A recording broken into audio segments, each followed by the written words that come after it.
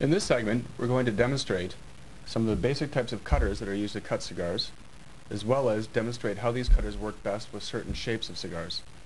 In the world of cigars, there's about 4 different basic types of cutters involved. You have a V cutter, which will cut a V groove into the end of the cigar. There's also a guillotine type cutter, which snips the finished head off of the cigar. There's also a cigar scissor, which will put a nice clean cut off the finished cap of a cigar. And there's also what's called as a cigar punch, and this will punch a nice fine hole into the end of the cigar. Now, the type of cutter that you're going to choose for the cigar that you're smoking is best described as using the type of cutter that's best applicable to the type of cigar being smoked.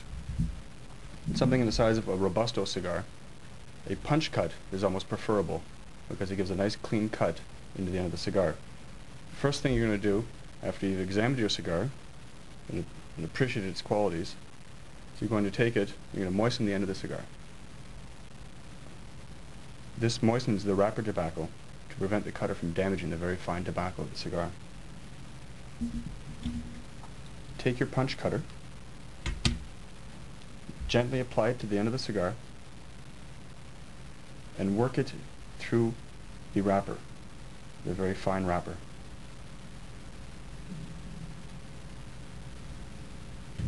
Once it has penetrated the cigar, you pull it back out again, and what it has done is put a very fine hole to draw your smoke through the end of the cigar. That is a completed cut. On other sizes of cigars, a smaller ring gauge, the best cut for those preferred is what's called as a V cutter. You gently place the end of the cigar into the V cutter and then press down firmly and quickly on the V cutter,